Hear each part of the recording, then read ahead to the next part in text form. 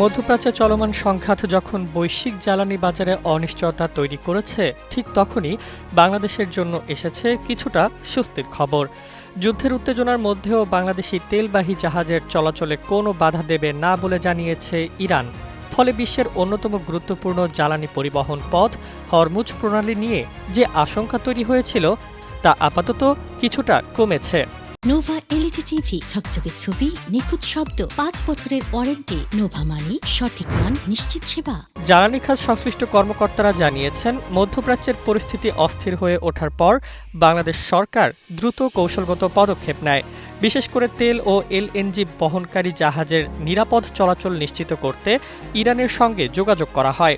এর পরিপ্রেক্ষিতে ইরানি কর্তৃপক্ষ জানায়, প্রণালীতে প্রবেশের আগে তাদের অবহিত করা হলে বাংলাদেশি জাহাজগুলোকে নিরাপদে চলাচলের অনুমতি দেওয়া হবে। এই সিদ্ধান্ত দেশের জ্বালানি সরবরাহ নিয়ে তাৎক্ষণিক উদ্বেগ অনেকটাই কমিয়েছে।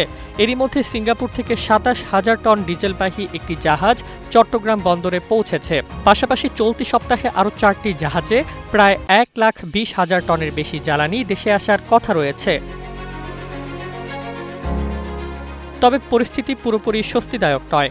মধ্যপ্রাচ্যের যুদ্ধ দীর্ঘায়িত হলে জ্বালানি সরবরাহে নতুন চ্যালেঞ্জ তৈরি হতে পারে বলে আশঙ্কা করছেন সংশ্লিষ্টরা। সেই কারণেই বিকল্প উৎস হিসেবে ভারতের ওপর নির্ভরতা বাড়ানোর পরিকল্পনা করছে বাংলাদেশ। ইতোমধ্যে আসামের নুমালীগড় রিফাইনারি থেকে পাইপলাইনের মাধ্যমে ৫,০০০ টন ডিজেল দেশে আনার উদ্যোগ নেওয়া হয়েছে। উদ্ভূত পরিস্থিতিতে দেশের ভেতরেও জ্বালানি বাজার নিয়ন্ত্রণে কঠোর নজরদারি শুরু করেছে সরকার। অবৈধ মজুদ, অতিরিক্ত দামে বিক্রি ও কৃত্রিম সংকট ঠেকাতে জেলা প্রশাসকের মোবাইল কোর্ট পরিচালনার নির্দেশ দেওয়া হয়েছে। একই সঙ্গে দেশের প্রধান ডিপোগুলোতে নিরাপত্তা জোরদার করতে সেনাবাহিনী মোতায়েন করা হয়েছে এবং সার্বিক পরিস্থিতি পর্যবেক্ষণে একটি মনিটরিং সেল গঠন করা হয়েছে। এদিকে বিদ্যুৎ খাত থেকেও সতর্কবার্তা এসেছে। বেসরকারি বিদ্যুৎ কেন্দ্র মালিকদের সংগঠন জানিয়েছে, বর্তমান মজুদ দিয়ে তেলভিত্তিক বিদ্যুৎ কেন্দ্রগুলোতে সর্বোচ্চ আগামী ১০ এপ্রিল পর্যন্ত উৎপাদন চালিয়ে যাওয়া সম্ভব।